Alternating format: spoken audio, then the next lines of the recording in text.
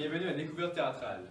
5 photos qui ont fait l'histoire, 5 photographes qui se cachent derrière chaque image. C'est l'idée principale de la pièce Photosensible de la troupe La Vierge folle, présentée au théâtre Premier Acte. La pièce, mise en scène par Maxime Robin, a été présentée du 21 octobre au 8 novembre 2014.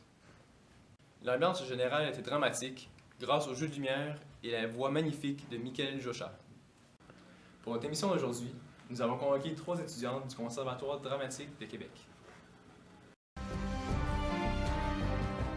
Moi, je m'attendais à quelque chose de vraiment très visuel. Pour ma part, je m'attendais à avoir une pièce de théâtre plutôt traditionnelle. Moi, je m'attendais à quelque chose qui allait avoir rapport avec la photographie, mais j'avais pas vraiment beaucoup d'attentes. Moi, j'avais vraiment aucune attente, mais je savais que la pièce allait m'intéresser vu qu'elle parlait de photographie et c'est ma passion.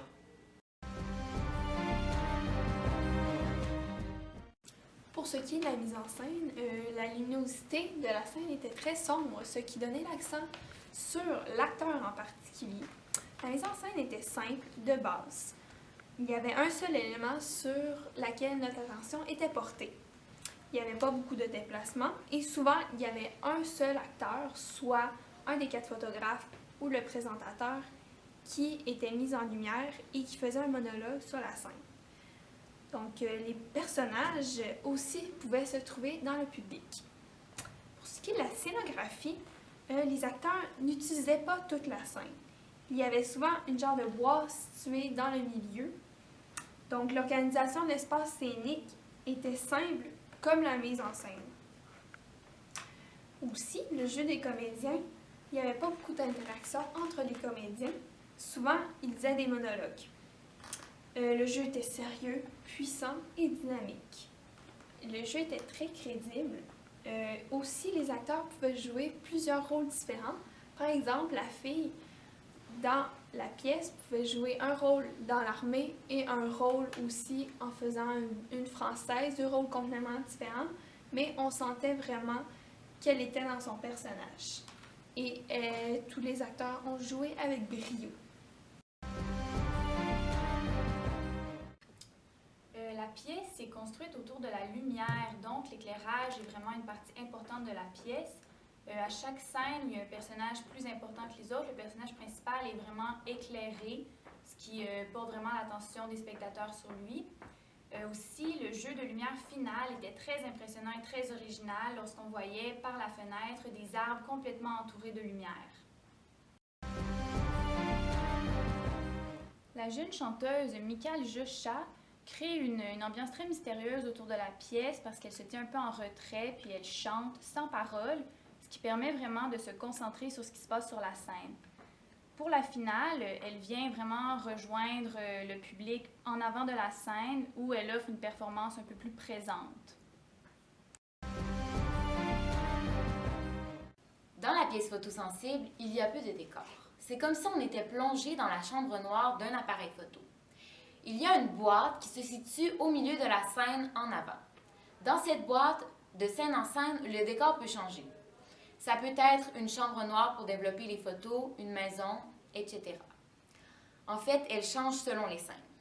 À la fin de la pièce, cette boîte se décompose. Les acteurs enlèvent chaque morceau et la scène devient dépourvue de décor. Ensuite, il y a une deuxième dimension qui se crée pour le décor et c'est à l'extérieur, du lieu théâtral. À la fin de la pièce, on a le présentateur qui ouvre les fenêtres, sort dehors, puis allume les lumières. C'est ça qui crée une deuxième dimension à la pièce de théâtre. En fait, les costumes sont présents pour refléter la personnalité des personnages.